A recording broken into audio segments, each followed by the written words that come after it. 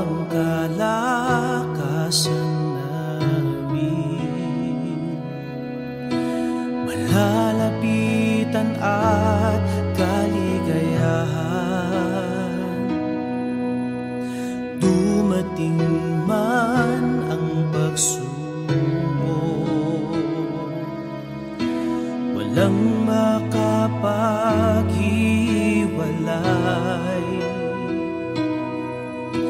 walang maikukumpara sa pag-ibig mo.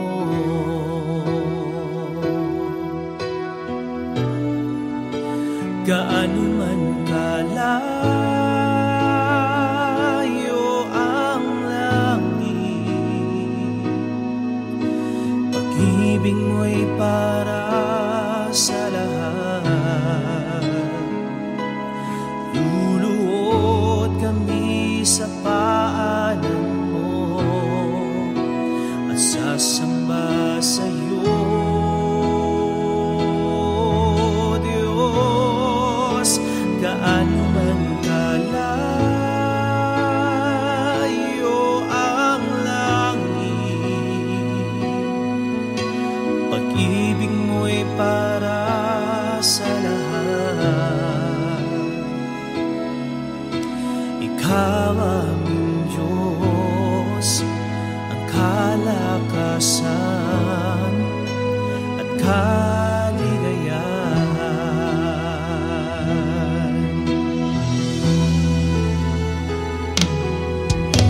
Ikaw ang kalakasan namin, malalapitan at kaligayahan. Dumating man ang pagsubok, walang makapaghiwalay, walang maikukumpara sa pag-ibig mo.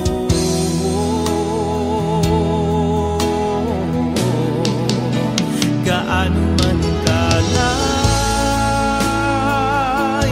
ang langit, pag-ibig mo'y para sa lahat. Luluhod kami sa paanan mo at sasamba sa'yo,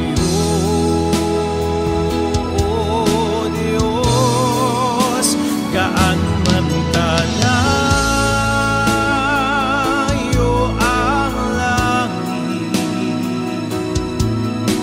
pag-ibig mo'y para sa lahat.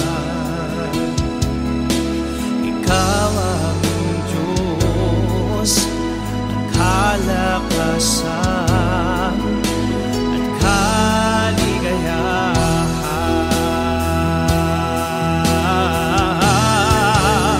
Gaano man kalayo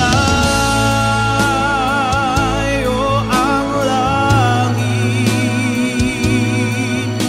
pag-ibig mo'y para sa lahat. Luluhod kami sa paanan mo at sasamba sa'yo,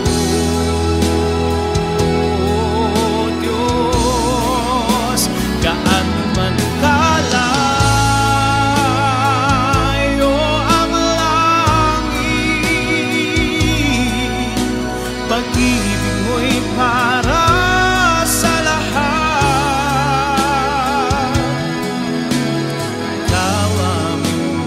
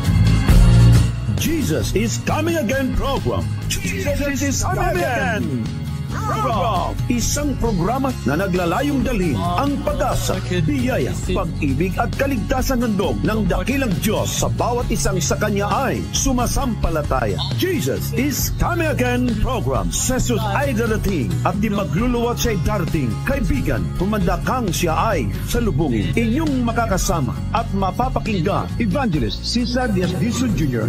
sa ating Jesus is Coming Again program. So mga kapatid, sa muli ay welcome po sa ating Jesus is Coming Again Media Ministry. Sa lahat ng ating mga kapatid at mga kaibigan na nakikinig po sa ating pong programa, ay welcome po kayo sa lahat ng mga nanonood. Sa ating pong mga kapatiran na kung saan ay nanonood po sa buong lalawigan ng Palawan, lalo tigit, lagi kong binabati ang Puerto Princesa City, aking kapatid na Andian, sa lahat ng mga kapatiran dyan po sa Iglesia ng San Jose Church, Santa Monica, New Princesa, sa Central Church sa Fernandez, lalo tigit sina Brother Boy, lagi pong nanonood sila sa ating pong programa. Okay? Gayon din po naman, aking binabati ang mga kapatiran sa buong Puerto Princesa City, Palawan Adventist Hospital, Palawan Adventist Hospital Church, at sa buong lalawigan at mga distrito po ng Palawan. Welcome sa ating pong programa. Ang atin po ngayon mga kapatid na topiko na pag-uusapan ay napakaganda po ito. Kasi ang ating pong pag-uusapan ngayon mga kapatid ay patungkol po dito sa encyclopedia na kung saan ay lagi nilang binabasa, ipinagmamalaki na ito daw mga kapatid ay patunay na ang Iglesia Katolika ay itinatag nga naman ni Kristo. So maya-maya po pupuntahan natin ang kanila pong encyclopedia na ginagamit. Okay? The New Book Knowledge Encyclopedia. Atin mo na pong i-review sandali mga kapatid. Ngunit bago yan, tayo muna po yung manalangin. Sumandali. Dakilang Ama, kami po yung mag-aaral ng inyo po mga dakilang salita. Sa inyo po kami lumalapit. Nagpapasalamat sa inyong pag-ibig, kabutihan at kagandang loob. Hiniling namin, Panginoon, ang inyo pong dakilang pag-ibig at patnubay ang inyo nawang ipagkalob sa amin. Salamat sa inyong pagdinig sa pangalan ng aming Panginoong Jesus. Amen.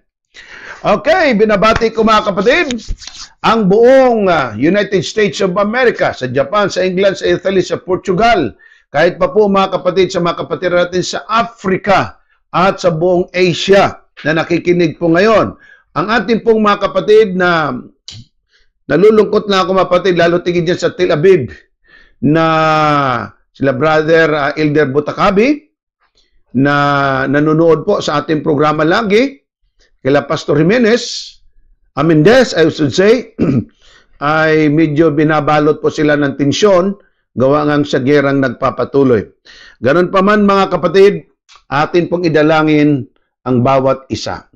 Atin pong binabati ang tagapagadian Pagadian City, Zamboanga del Sur, Gisrael Casinilio. Oy, maayong buntag diha sa mga kaigsuunan nato sa Pagadian City og mausab sa tukuran Zamboanga del Sur. All right. Mag-message po kayo sa akin mga kapatid at gusto ko pong malaman kung saan po kayo na nagtitext ngayon. Wag lang po yung inyong greetings o pangalan. Mas maganda po kung inyo pong isulat kung anong lugar kayo nang galing o tumatawag sa ngayon. Okay. Review tayo ng konti. Atin pong pinag-usapan mga kapatid ang patungkol po sa isang topiko. Nang topikong ating pinag-usapan ay patungkol po sa tinatawag natin na dinuguan. Okay? Yan po yung atin pong pinag-usapan mga kapatid. Sandali lang. Bakit hindi mag-transfer ito? Sandali ha.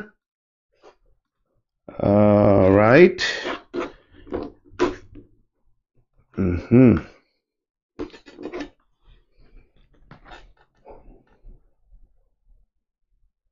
Yan. Brother John, pwede bang pakicheck kapatid? Kasi hindi naglilipat ang ating mga slides. Okay? Salamat kay Brother Jan, mga kapatid. Siya po ang ating kapatid at kasama, kantabay sa ating pong programa. Technician natin, grabe talagang technology. Nasa Sydney, Australia pa siya. So yan mga kapatid ay ating pinasasalamatan. Now, ating pong pinag-usapan sa nakaraan pong pag-aaral natin kahapon ang patungkol sa sinabi ng pare na si Darwin Gatgano na pwede nang kainin ang dinuguan kasi ang dugo nga daw ni Kristo pinapainom nga daw Ano ba naman koneksyon ng dugo ng baboy doon sa dugo ni Kristo?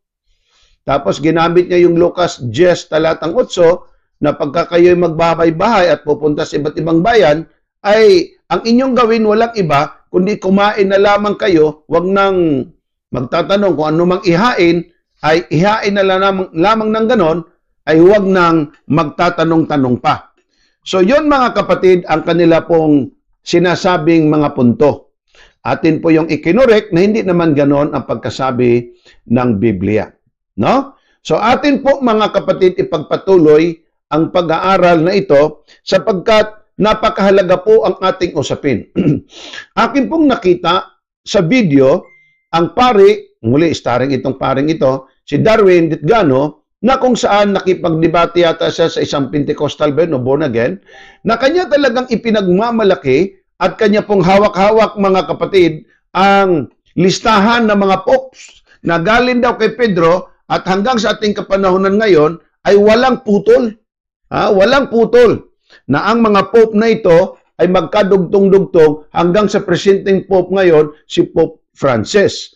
Na ang dulo at umpisa daw nito walang iba si Santo Pedro na siyang pinakaunang Santo Papa. Kaya nga mga kapatid atin pong sinasabi sa inyo na hindi po totoo ito base sa sinasabi sa atin ng kasulatan.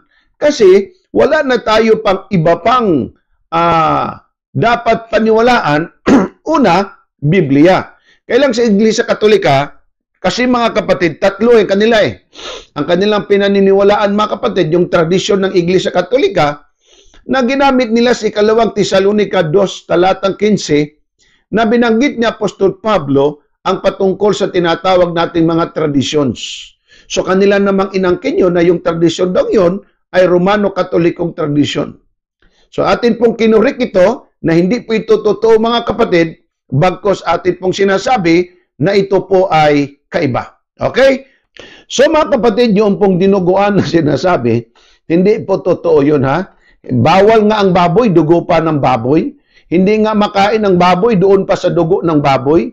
Pambihira naman naman ito. Anyway, ang mga taong nakakaunawa, makakaunawa. Ang ayaw naman ay talagang ayaw yang umunawa.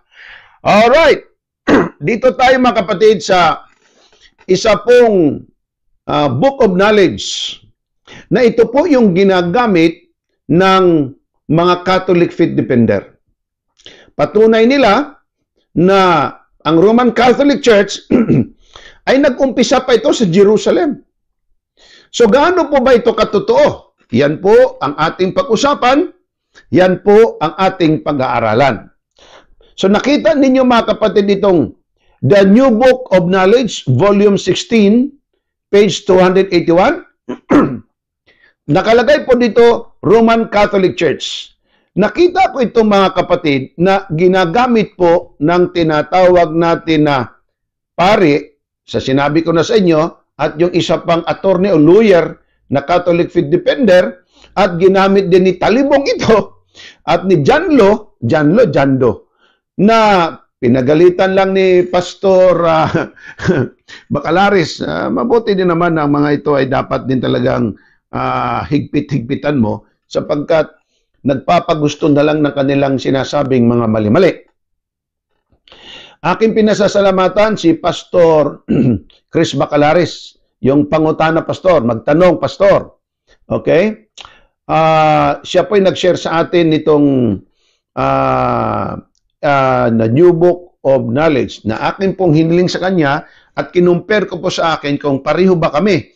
Baka mamaya, iba-iba mga kapatid yung mga sources, hindi magkapareho. So pareho lang po. Okay? Pareho. Ito mga kapatid ang ginamit ng pare. Kung akin pong babasahin, ito po ang pagkasabi niya. The New Book of Knowledge, Volume 16, page 281. Roman Catholic Church. The history of the Roman Catholic Church began in an upper room in Jerusalem almost 2,000 years ago. Palakpak agad sa yes! Mabasa sa New Book of Knowledge na ang Romano Katoliko palang iglesia 2,000 years ago, nag-umpisa sa upper room ng Jerusalem.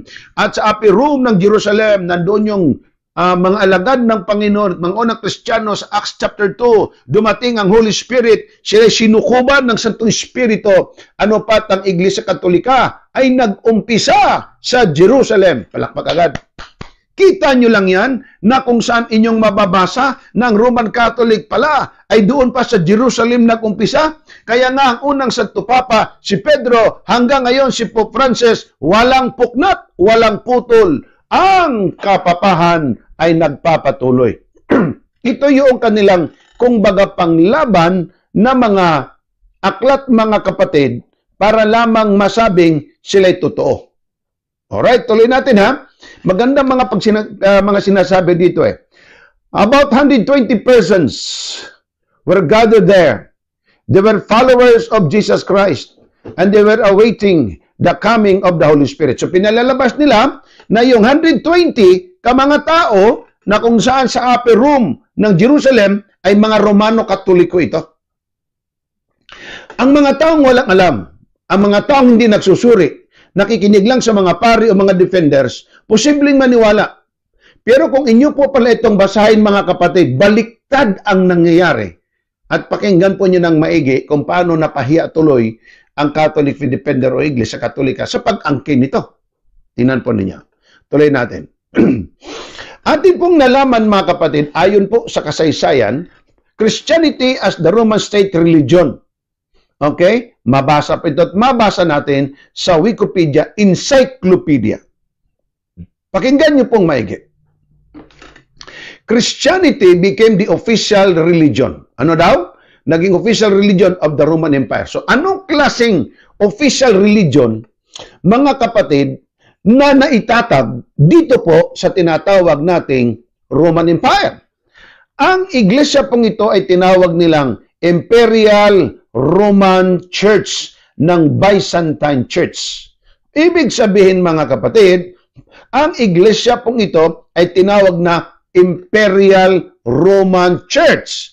Ano po itong Imperial Roman Church? Pakinggan niyo pong maigi. Atin pong tingnan. Imperial Roman Church. Okay? Tingnan niyo mga kapatid. Anong nangyari? Ayon po sa Encyclopedia Britannica. Britannica na po ito mga kapatid, ang mga lumang encyclopedia po itong ating ginagamit.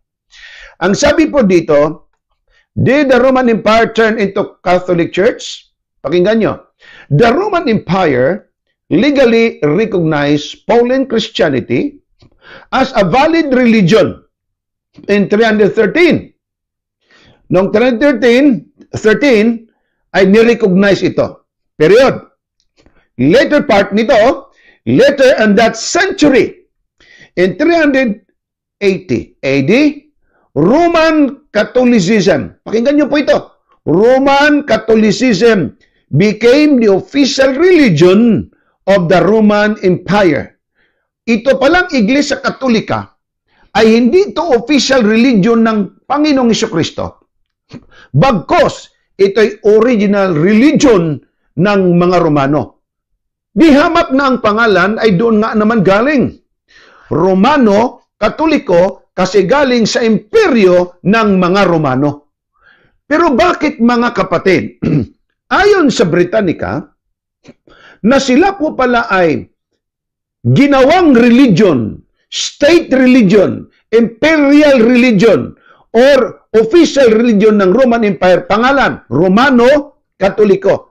Ay bakit sinabi kanina sa World Book Encyclopedia, New Book Encyclopedia, o knowledge mga kapatid, yung pinakita ko kanina, ay bakit sinabi doon na galing pa sa Jerusalem at dito naman mabasa natin Roma?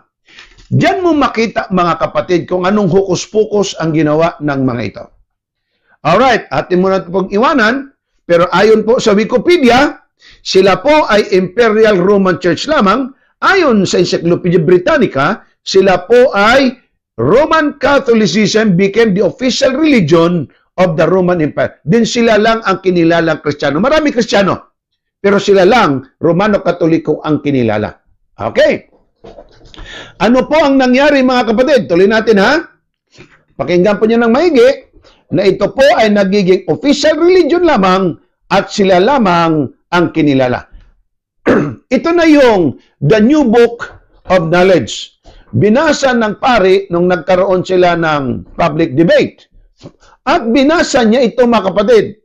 Noong binasa ko ito, sorry lang po ha, natawa talaga ako. Bakit? Hindi ko sinasabing walang alam ang paring ito. Naniniwala kong may alam ang paring ito. Pero bakit mga kapatid, mukha yatang hindi niya alam? Bakit?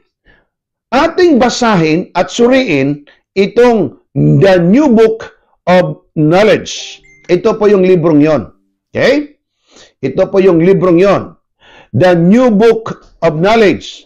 At sa New Book Knowledge, mga kapatid, ay nakalagay po dito, itong kulay green, kung inyo pong mapansin, maliliit lang po ang litra talaga, palakihin po natin to. So, nandito po ang isang page, andito naman ang isang page. So, atin pong pupuntahan yan, mga kapatid. At kung makita ninyo, meron pa akong binilugan ditong kulay puti, kasi may kulay pula, I should say, sapagkat meron ditong contributor o kung sino ang may sulat ng mga ganitong salita. Para po makita ninyong lahat, akin pong palaki-lakihan ng ganito. Para mas makita pa po ng lahat, ito po ay ating hahatiin mga kapatid at mga kaibigan ko. Ang gagawin natin, para makita nyo lahat, atin pong palakihan pa ito. Ibig sabihin, hahatiin natin itong dalawang ito sa, itong isang ito sa dalawa. Ito na. Siguro mas makita na po nyo yan. Roman Catholic Church. Saan po galing to? Galing po sa New Book Knowledge. Ito mga kapatid ang atin pong makikita. Roman Catholic Church. Tingnan ninyo, mga kapatid. Roman Catholic Church. Ito po ang nakalagay dito. The history of the Roman Catholic Church began in the upper room in Jerusalem. Okay? Sa Jerusalem. Almost 2,000 years ago. Sandali lang. Mabingi. Alright. Almost 2,000 years ago. Then, about 120 persons were gathered there. They were followers of Jesus Christ. So, kinalalabasan dito ang Roman Catholic Church na nag-umpisa sa upper room ng Jerusalem na mayroong about 120 kadami o bilang ng mga tao dito, sila po yung mga followers ni Jesus Christ. Kaya dito pumalakpak yung pare na sila nga ay followers ni Jesus Christ. Puntahan po natin mamaya mga kapatid. Ang ganda ng pagkasabi, di po ba? Tuloy natin. Ito pong may underline ng kulay pula.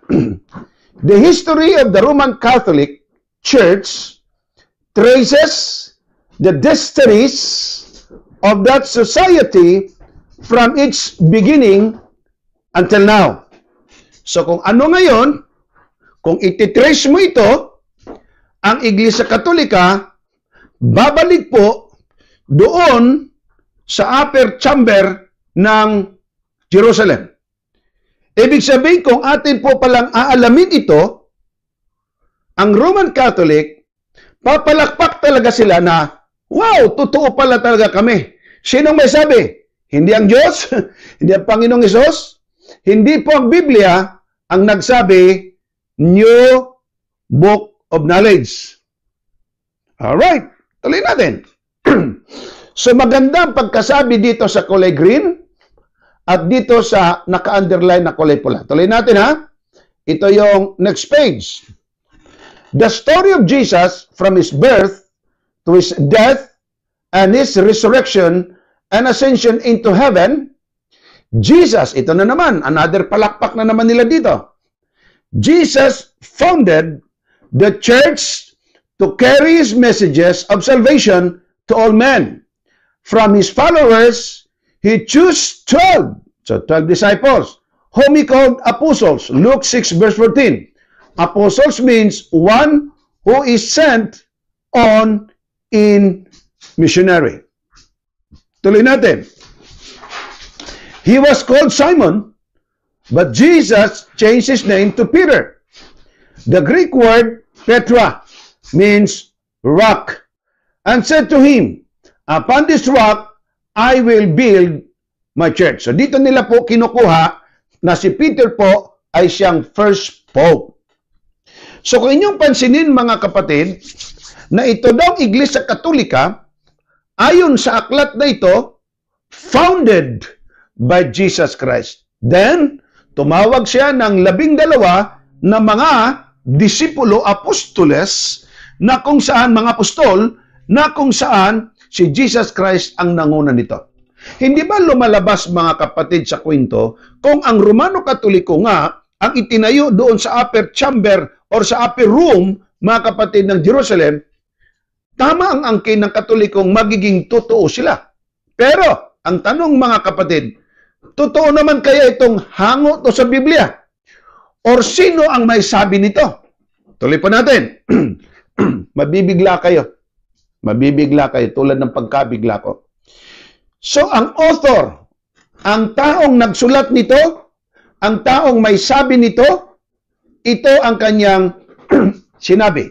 Si Pedro ang unang Santo Papa at ang mga Pope tulad ni Pope John, Pope Paul, Pope Paul VI, tulad ni Pope John Paul I, Pope John Paul II, first, at saka ni Pope John Paul II, itong mga Pope na ito ay magkarugtong-rugtong hanggang papunta kay Pedro.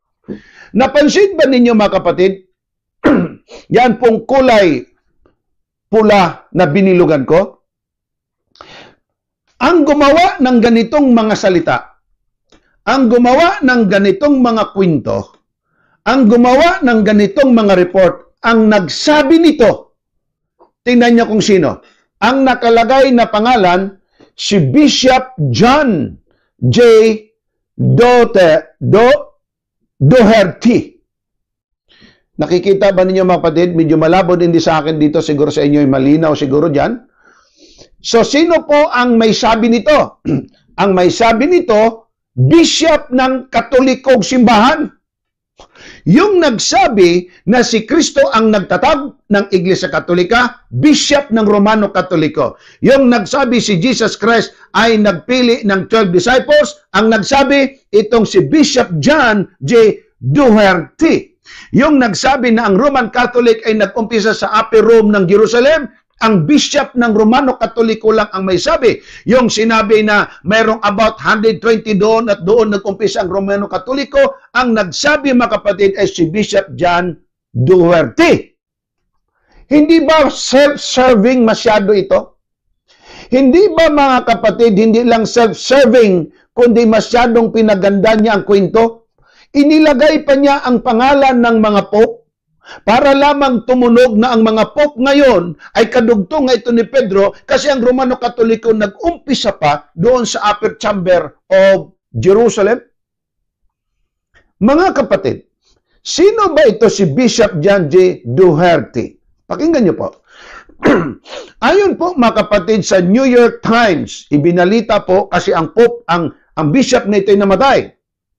Ang Bishop John Doherty namatay sa edad na 78 kasi na-stroke itong taong ito noong 1980. Buhay na ako nito pala.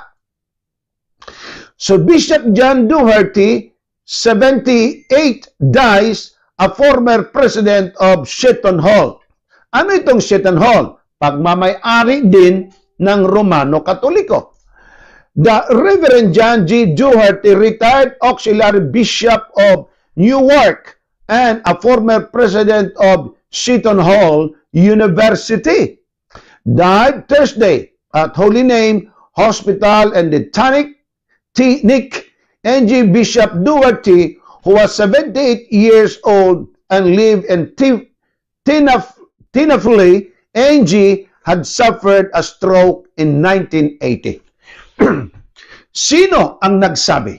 Walang iba, ang bishop lang din ng Romano Katoliko. Sino nagsabi na ang Katoliko'y iglesia ay tinatag ni Kristo? Ang bishop lang din ang nagsabi. Sino ang nagsabi na doon sa Upper Room ng Jerusalem mayroong Romano Katoliko? Sino nagsabi? Ang bishop lang din ng Romano Katoliko. Sino nagsabi na si Pedro, mga kapatid, ay Pope at bumanggit ng mga Pope nito? Ang bishop lang din po ito, mga kapatid. Ito si Bishop Duarte.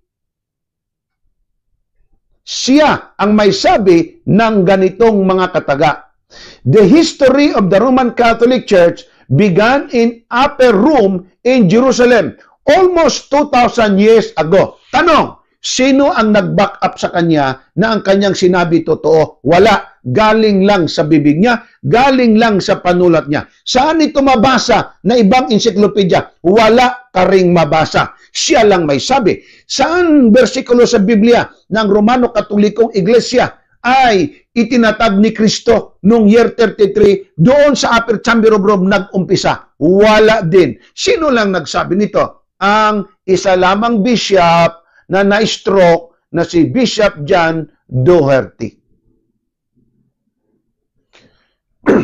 Diyan, mga kapatid mo, makita na itong kanila palang ginagamit na patunay daw na si Kristo ang nagtatag ay mabasa sa tinatawag na the book, New Book Knowledge, mga kapatid, abay, Katoliko lang pala ang nagsabi.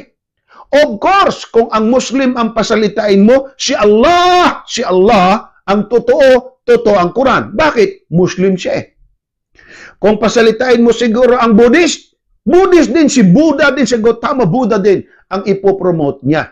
Mga kapatid, hindi ba ang ganitong pamaraan ay self-serving? Sila ang contributor. Sila lang ang may sabi nito. Wala ng iba na nagsasabi. Basahan din ninyo ako ng history na may nagsabi ng ganito, kapatid, na ganitong pananalita. The history of the Roman Catholic Church began in the Upper Room in Jerusalem almost 2,000 years ago. Sino ang may sabi ng katulad ng ganito? Wala. Sino lang ang nagsabi? Ito lang bishop ng Romano Katoliko din. Kapatid, sabihan ko kayo, kung ang isang tao, sabihin na lang natin pinatay o ni-rape, tapos ang mag-witness, ang magiging lawyer mo, ay kapatid mo o pinsan mo o kung sino man, magiging self-serving. Hindi marahil may si-serve ang tamang hustisya. So ano ang dapat gawin? Ang dapat gawin, ibigay sa iba para huwag magkabahid. Ito, mga kapatid, kung inyo pong titingnan, siya ay Romano Katolikong pari, Romano Katolikong bishop pa, isang Romano Katolikong membro, siya lang ang may sabi na ang Romano Katoliko ay nag-umpisa sa Upper Room ng Jerusalem almost 2,000 years ago. Kaya hindi Biblia ang may sabi, kundi Romano Katoliko lang din. Ngayon, yung pumalakpak nung una at sabi pa nila, ang galing ng pare, hindi kasi ninyo sinuri. Ngayon, kung gagawa ako ng aklat o gagawa ako ng write-ups, ilagay ko dito sa Encyclopedia Britannica halimbawa, o kaya sa Encyclopedia Wikipedia, o sa Encyclopedia Americana, o sa World Almanac and the Book of Acts. Maniniwala ba kayong biblical ang sinabi ko na ilagay ko ang Seventh-day Adventist Church nag-umpisa noong 2,000 years ago sa Upper Room of Jerusalem? Siyempre, ang inyo talagang comment agad yan, self-serving. Bakit? Ikaw lang ang nagpo-promote sa sarili mo. Kumbaga, ikaw ang nagbubuhat ng sarili mong bangko. Mga kapatid ko, ang gumagamit ng ganitong klaseng mga aklat, ito lang yung mga taong may tinatago na mga katotohanan. Hindi dapat. Alright, mag-message kayo sa akin, mga kapatid. Malinaw po ba sa inyo ang lahat na ito? Alam ninyo, kung sa totoo lang, kung tama itong sinabi ng pari, kasi kinote niya ito, pwede bang bigyan tayo kahit isang bersikulo man lang, na si Kristo nga ang nagtatag nitong Iglesia Katolika? Well, in fact, kahit sabihin mo pa ngang first pope na si Pedro, ay saan bang bersikulo yan sa Biblia mababasa? Wala din po. Saan ito mabasa? Ito, Mabasa natin mga kapatid sa Wikipedia Encyclopedia.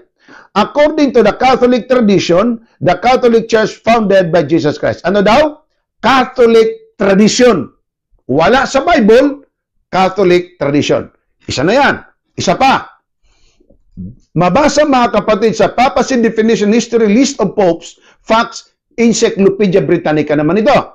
Peter traditionally considered the first pope among these. So ano daw? Tradisyon na naman ito ng Iglesia Katolika, mahal kong mga kapatid, at kiniklaim ito ng mga kapapahan na si Pedro nga traditionally ay kiniklaim nila tradisyon lang din ng Romano Katoliko. Nakadalawa na tayo.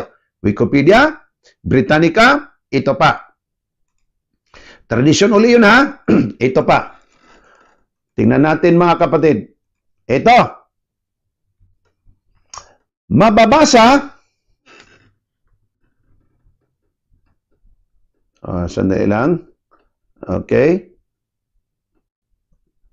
Ito pa. History of the Catholic Church. Mababasa ito sa Catechism of the Catholic Church, 2nd edition. Pakinggan yung maigi. The tradition of the Catholic Church. Ano na naman daw ito? Tradition ng Catholic Church claims that the Catholic Church began with Jesus Christ and His teachings. Kahit tao pang may sira ang ulo, pwedeng mag-claim yan. Pero yung claim mo, dapat mga kapatid, ay mapatunayan mo. Saan yan mabasa sa Biblia? Or kung yung claim mo, meron man lang sanang nag-collaborate nito. Collaboration of statements na magsusupport hindi lang ikaw, puro ka lang claim ng traditions. Ikalawa, pakinggan natin. The Catholic traditions, binanggit na naman ulit, traditions ng Catholic. Okay? Considers that the Catholic Church is a continuation of the early Christian community established by the disciples of Jesus. The Church considers bishops to be the successors of Jesus' apostles and the church leaders. The Bishop of Rome. Pakinggan niyo mapatid kasi mapuntahan natin itong Bishop of Rome. The Bishop of Rome, also known as Pope. Pag sinabi mong Bishop of Rome or Pope, pareho lang ang tinutukoy. To be the sole successor to St. Peter. So lahat ng mga Pope na ito, successor sila kay St. Peter. Saan mabasa? Sa tradisyon ng Romano Katoliko, wala sa Bible. Who ministered in Rome in the 1st century AD after his appointment by Jesus as head of the church. So sino daw? Mga kapatid, ang head of the church na successor, itong mga popes. Si St. Peter daw, ang head of the church kasi sabi niya, Pedro, si baba ng batong ito, itatayo ko ang iglesia. Si Pedro daw, ang head of the church. Dito tayo ngayon, pwedeng mag-question. Kasi ang head of the church, hindi si Pedro, ang head of the church, mga kapatid, si Jesus Christ. Halimbawa, Colosas 1:17 at saka 18.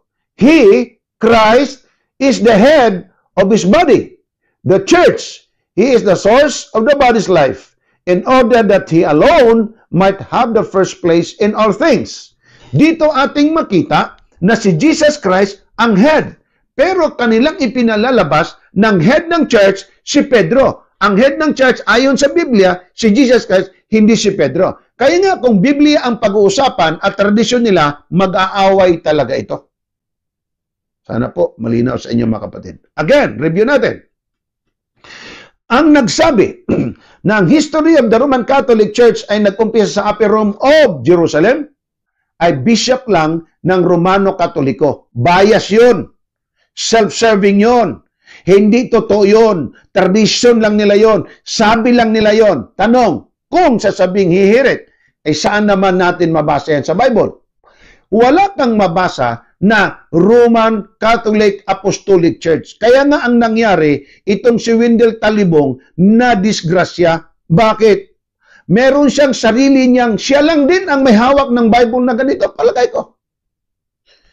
Nilagyan niya ang Matthew 16:18 na, and I say also unto thee, that thou art Peter, and upon this rock I will build my holy, Catholic, Apostolic, Roman Church. Ngayon, kung basahin mo ang Bible mo, wala talagang ganito. Saan lang meron? Si Talibong lang. Bakit siya Talibong meron ganon? Sapagkat nagpapublish din siya ng sarili niyang Bible, mga kapatid, binuking ng kapareho niyang Romano Katoliko na siyang Catholic Faith Defender President ng buong Philippines na siya pala'y nagpapublish lang sa Usami City. Ito, Confraternity Bible daw, Holy Catholic Apostolic Roman Church. Wala ito sa Bible. Lalo na kung basahin mo sa Greek Bible na siyang pinagmulan ng una o ikalawang testamento na atin pong mababasa. So mga kapatid, itong Holy Catholic Apostolic Roman Church, wala po yan, si Talibong lang na Catholic Defender ang siyang may sabi niyan. Ang nagbuking, ang presidente ng Catholic Faith Defender, isang apologist. Kaya sana ang bagay pong ito ay malinaw po sa inyo mga kapatid. Kaya yung gumagamit ng the New Book Encyclopedia or the New Book Knowledge, mga kapatid ko, ito'y atin ang kinorek na hindi po ito totoo, wala po ito sa katotohanan. Alright, pwede po ba kayo mga kapatid mag-comment? Malinaw po ba sa inyo ang ating pong pag-aaral po ngayon? Atin pong pansinin mga kapatid. Mag-message po kayo sa akin kung malinaw po sa inyo ang atin pong pag-aaral. Now, dito tayo na ang Pedro Santo Papa. Ito'y naging topic na rin po natin mga kapatid. Alamin ang mga katotohanan. Patriarka ng Biblia versus mga popes. Bakit ko sinabi? Kasi ang mga patriarka galing kay Adan, sa mga anak ni Adan, si Seth, hanggang sa panahon ni Abraham, ni Isaac, ni Jacob, 12 tribes of Israel, hanggang kay Jesus Christ, hanggang ipinanganak mga kapatid ang sino-sino pa, may records sa Bible. Bakit ang mga Santo Papa na kiniklaim nilang head of the church ay wala kang mabasang record sa Biblia? Ito ang malungkot pero siyang katotohanan. Sample, si Jesus Christ or ang Diyos Ama nagtatag or kaya naglalang ng Adan. So ang Diyos, si Adan, Genesis chapter 5 to. Tapos si Seth, si Enos, Cainan, Mahalalel, Jared. Ibig sabihin, galing sa Diyos, patungo kay Jesus Christ, may record sa Bible. Lucas, Kapitulo 3, 23 hanggang 38. Ang kapanganakan din ni Jesus Christ, may record din sa aklat ng Matthew chapter 1.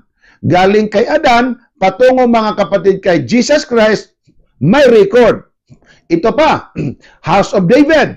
Galing kay David, papunta kay Solomon, kay Roboam, Ahijah, Asa, Josaphat, Jeroam, Ahazaya, Joas, Amaziah, Uzziah, hanggang mga kapatid kay Mary, nanay ni Jesus Christ, may record.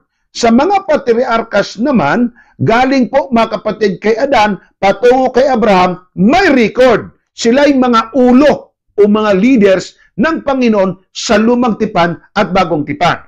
Ngayon, kung si Pedro ang unang Santo Papa, bakit itong mga Santo Papa, mga kapatid, walang ka-record sa Biblia? Saan sila may record lamang? May record sila doon lamang sa kanilang tradisyon. Kaya may makita ka sa mga libro nila, list of popes of the Roman Catholic Church lamang, pero hindi pope ng Biblia. Halimbawa, sa mga present pope, mga kapatid, na naabutan ng marami sa atin, tulad ng si Pope John Paul II, mga kapatid, o si Pope Pope John Paul I, naabutan ko, 1978, buhay na po ako nito. Si Pope John Paul II, lalo nang naabutan ko. Si Benedict, mga kapatid, 16, naabutan ko rin. At ito yung present natin, 2013 to 2023, si Pope Francis. Ibig sabihin, ito yung mga present. Pero ang pinakaugat daw nilang Pope, ito yon. Ang pinakaugat nilang Pope, mga kapatid. Si Sixtus, si Alexander, si Evaristos, si Clement, si Anacletus, si Linus. At ang pinakaugat sa lahat, si St. Peter daw, mga kapatid. Bakit? Si Pedro daw ang binigyan ng Panginoon ng literal na susi. Matthew 16:18. Peter upon this rock. Kaya si Pedro para sa kanila, si Pedro nang may hawak ng susi, Siya ng unang Santo Papa, may trono sa Vatican City of Rome, pagkatapos mga kapatid siya pang bato, nasa kanya na ang lahat. Kung basahin mo sa Biblia, hindi ito mababasa. Pero katang isip lang nila, o doktrina lang talaga nila. Sabi pa nila na ang Iglesia Katolika ay itinayo noong 33 AD. Ito naman, malaki itong away. Bakit? Kasi ayon sa encyclopedia, ayon sa listahan ng mga pope, si Peter, mga kapatid, ay Santo Papa na pala noong year 30. Tapos ang Iglesia Katolika tinayo year 33. Aba, napaka-advance po ni Pedro, kaibigan, mga minamahal ko. Dito ating makita na 30 AD pa lang, Santo Papa na si Pedro, hanggang 33 AD, tinatag ni Kristo ang Iglesia. Una na siyang naging Santo Papa, wala pang Santo Papahan na Iglesia. Yan ang malaking problema. Ito yung mga kapatid, ang pagkasunod-sunod ng mga Pedro, ng mga Pope. Okay? Yan. Ang sinasabi ko nga ganito bakit ba walang greetings talaga sa Biblia? At walang pagsabi na si Pedro, congratulations, ang letter nito ay sa pangalan ng ating Holy Pope na si Pedro. Walang ganun Alam nyo kapatid, itong si Peter, si Linus, si Anacletus, Clemente, Evaristos, abot pa ito ni John Buhay pa si John nito. Si John Revelator, mga kapatid. Pero wala kang mabasa sa kanyang sulat na binabati niya ang Santo Papa. Walang ganon. At ito pong mga taong ito, abot-abot pa po ito sa mga apostol, mahal kong mga kapatid, sapagkat ang pinakabata nila tulad ni Titus, ni Timothy, abot pa nila itong mga ilan dito, pero walang record na sila po, mga kapatid, ay sumulat, binati sila. Halimbawa, si John po ay namatay noong year 100 AD. Siya yung itinapos doon sa isla, itinapos sa isla ng Patmos. Si John Paul naman, si Apostle Paul, sa aklat ng Romans chapter 16, mga kapatid, makikita mo na binati itong mga tao. Minsan, masabi ko nga, di ko nga kilalang mga to Pero bakit may record siya? Sa mga taong ito, habang walang record na si Pedro, ay binati niyang Santo Papa. Halimbawa, si Phoebe was a woman deacon. Verse 3, Priscilla and Aquila. Verse 5, Epaenetus. Sino pa? Binati niya si Mary, Tryphaena and Tryphosa and Persis. Si Andronicus, si Junias, si Ampliatus, Tryphaena, Tryphiosas, Dainty, Rufus, son of Simon of Cyrene. Binanggit niya rin si Lucius, Jason, and Sosipater.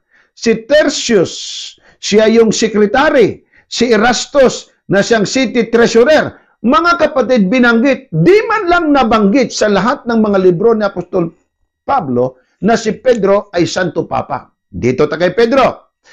Paano ba si Pedro kung sumulat ng mga greetings? Sabi ba niya, ako ang Santo Papa? Pakinggan niyo po. Ang 1 Peter, ito agad ang sulat niya, verse 1. Si Pedro na apostol ni Jesucristo. Hindi na si Pedro na Santo Papa. Hindi ganon. Di tulad ngayon, pagka nagsusulat ang Pope, nakalagay talaga Pope Francis sa Biblia, sa 1 Peter, mabasa mo kapatid na ang titulong gamit niya, apostol, hindi Santo Papa. Isa pa. Sinabi din po sa ikalawang Pedro 1:1, si Simon Pedro na alipin at apostol ni Jesucristo. Mga kapatid ko, ito yung greetings na ginagawa ni Apostol Pablo. Wala kang marinig galing sa bibig niya ni mabasa na si Pedro ang nagsabi, ako si Pedro ang Santo Papa. Sana po maging malinaw sa inyo yan, mga kaibigan at mga minamahal. Ayun po, dailyhistory.org. Online po ito. Ang sabi po dito ay ganito, traditionally, in the Roman Catholic Church, ano daw? Traditionally, in the Roman Catholic Church, St. Peter, formerly Simon, is regarded as the first pope in spite of the fact. Sino daw kinilalang first pope? Si Pedro. In spite of the fact, ano yung fact mga kapatid?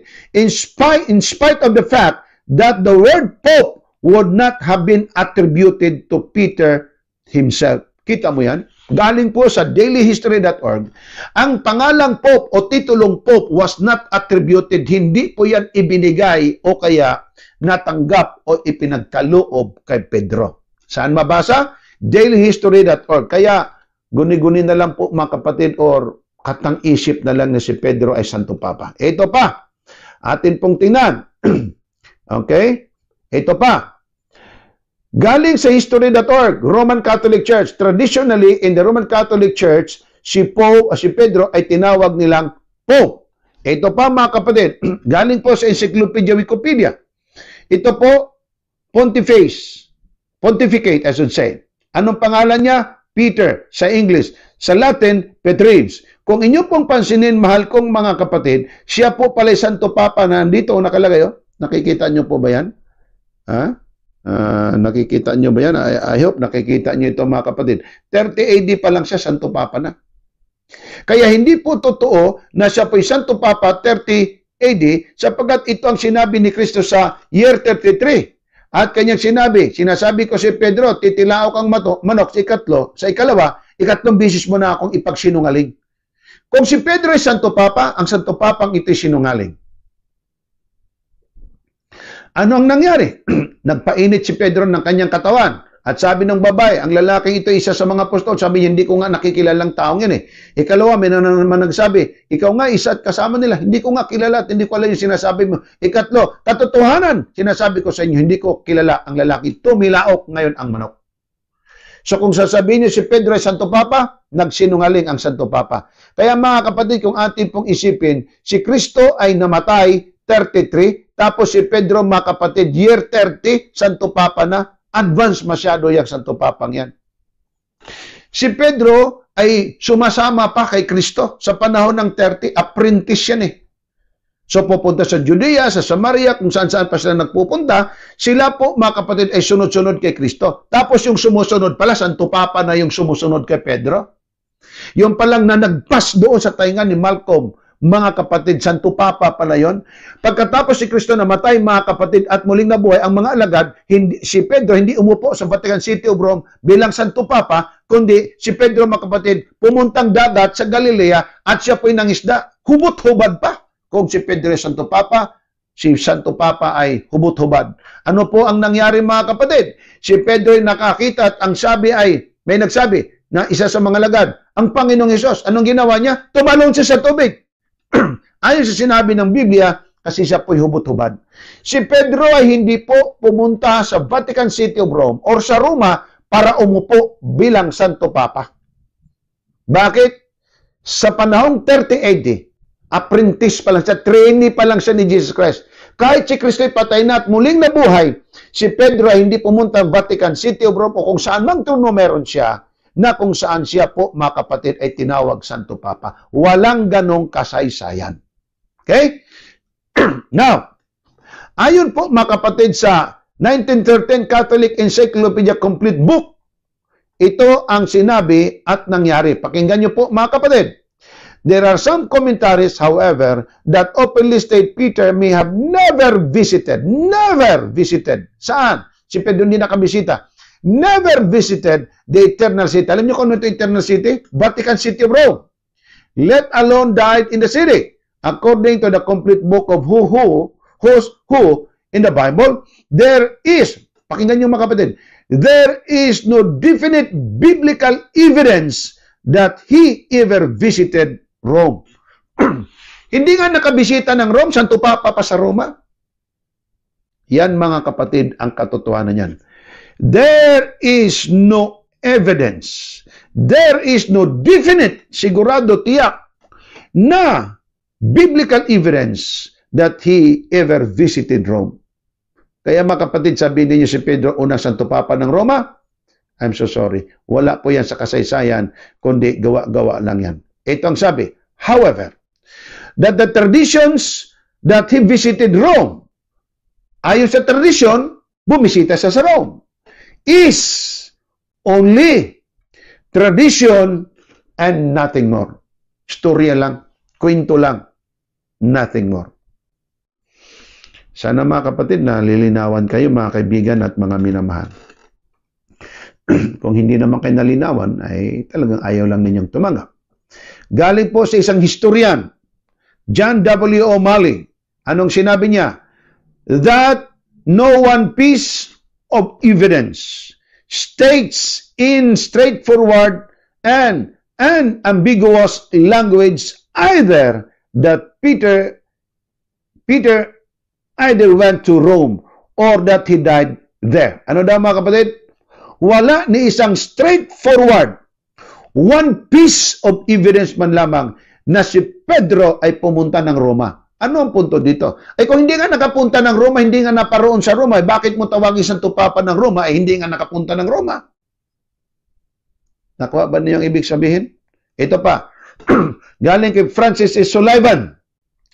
Sabi niya, there is a broad consensus among scholars. At iba sa mga scholars nito, Roman Catholic pa, including most Catholic ones, that the Church of Rome, ano daw? Church of Rome was most probably led by a college of presbyters until well in the 2nd century. He says, there is no evidence of a ruling bishop in the 1st century. Pag sinabi mong bishop at saka pope, isa lang po yan. Ang pope kasi ang bishop. Ang bishop, tinawag itong pope, mga kapatid, sa ganun pagkatawag. Pero ang sinabi dito, no evidence na mismo ang mga kapatiran sa Roma ay pinangunahan ng bishop or pope. Kaya, yung nagsabi na the history of the Roman Catholic Church began in an upper Rome in Jerusalem almost 2,000 years ago, bishop lang ng Romano Katoliko. Pari lang ng Romano Katoliko. Isang Romano Katoliko, mga kapatid, nothing more, nothing less. Ang tawag doon, bias, self-serving, gawa-gawa lang nila, sila-sila lang din ang nag-promote ng kanilang sarili, nothing more, nothing less. So yung gumagamit ng mga Catholic faith defender na patunay nila ito, tapos ang patunay nila na ang Romano Katoliko ay nag-umpisa pa doon sa Upper Rome ng Jerusalem 2,000 years ago, tapos palakpak kasi mabasa sa The New Book Knowledge, ang gumawa noon pari din katulad ng iba. Hindi lang basta pari ha, bishop pa, mga kapatid, si Doherty. Bishop John Doherty. Ang siyang may gawa, sa edad na 78 namatay, noong 1980 na stroke hanggang siya'y namatay. Siya ang may gawa ng ganitong pananalita. Ni isa sa mga apostol, walang may sabi nito. Ni sa unang mga Kristiyano, walang may sabi nito. Isa sa mga propeta, walang may sabi nito. Holy Spirit, wala din. Diyos Ama, wala din. Si Jesucristo, wala din. Mga anghel, wala din. Mabasa sa Biblia, mas lalong wala. Kaya mga kapatid ko at mga kaibigan, mga minamahal, buksan po ninyo ang inyong mga puso at isipan at makikita ninyo ang banayad, napakasimple, payak na mga katotohanan. Hindi na kailangan pang maghirap ang ating kalooban at isip na isipin natin ang mga bagay ito. Ito po ang ating Jesus is Coming Again Media Ministry.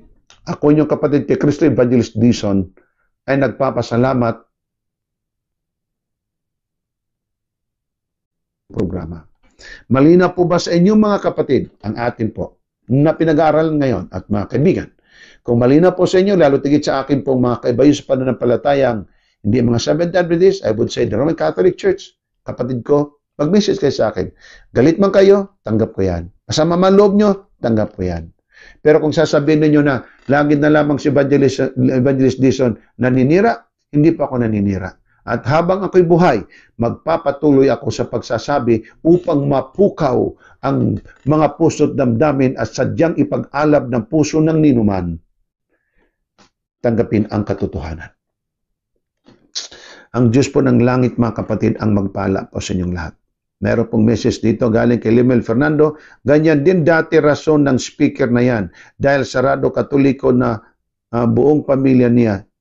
Die-hard Catholic at iniwanan niya ang magpari na sana yun ay di mo kasi narinig testimony niya, alam niya. Mali ang doktrina kaya umalis kasi na nga bulag na nga ang mga naniwala. mahaba ito, naniniwala na sinasabi na ang totoo, mga ebidensya, ayaw rin nila maniwala. Totoo yan. Hindi sila maniniwala kasi bakit makokorek? Wala yung pinagkaiba sa taong, huwag ka nang manigarilyo, Brad, ang tagal mo na nagre, inuubo ka na eh. Baka mamaya ikamamatay mo pa. Sagot agad. Hindi ako naniwala niyan, Brad, kasi kung ang sigarilyo ay nakakamatay nga, disin sana tatay ko patay na. Hindi kinabukasan, patay nga naman siya. Bakit? Stage 3 cancer, stage 4 cancer na pala. Yung mga taong manlalasing, uwi ka na kasi lasing ka na. Hindi ako lasing, nakainom lang. Masama yan sa kalusugan mo. Sana kung sama sa kalusugan ko, matagal na ako namatay. Yun nga, patay. Kaya mga kapatid, nakakalungkot kasi bakit ba ang mga tao mas piliin pa nilang manlaban sa katotohanan sa halip na tumanggap ng katotohanan. Ang katotohanan mga kapatid, di mo na kailangan pang manlaban. Ang gawin lang po natin, tanggapin natin ang salita ng Panginoon. Ang pinaka-the best nga ganito eh.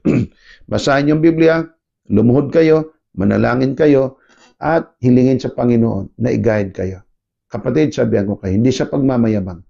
Kung sundin lang ang buong Biblia, isa lang talaga ang sikta, denominasyon o pananampalataya. Kahit huwag nyo nang sabihin pang pangalan. Mga kapatid, ako na mismo magsasabi, Seventh-day Adventist talaga ang lagpak mo. Pero hindi ko sinasabi na mag-Seventh-day Adventist kayo. No. Lalo tigit hindi pa handa puso nyo. Tulad ng sinabi ng iba, ang Seventh-day Adventist maraming bawal. Kahit kailan ang Seventh-day Adventist walang bawal at ang Seventh-day Adventist walang ipinagbabawal. Ang Diyos ay may batas, ang Diyos may pinagbabawal, siya ang may sabi, sumusunod lang tayo. Disin sana'y ikaw man din. Tayo po'y manalangin. Ama, salamat po sa inyong mga dakilang salita. Salamat po sa inyong pag-ibig. Salamat po sa lahat ng katotohanan. Purihin po kayo, Panginoon, magpakailan-kailanman sa aming mga taglay na buhay.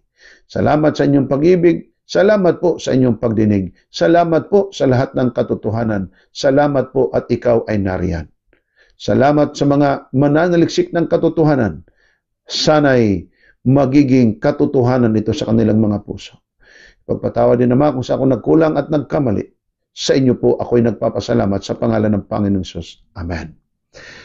Maraming salamat, mahal ko mga kapatid at mga kaibigan, sa inyo pong pagsubaybay sa ating pong Jesus is Coming in Media Ministry. Ako po yung kapatid kay Christian Evangelist Cesar Destination Jr. ay nagpapasalamat sa inyo pong patuloy na pagsubaybay sa ating programa at marami pong salamat. Ang Diyos ang magpala sa atin. Thank you!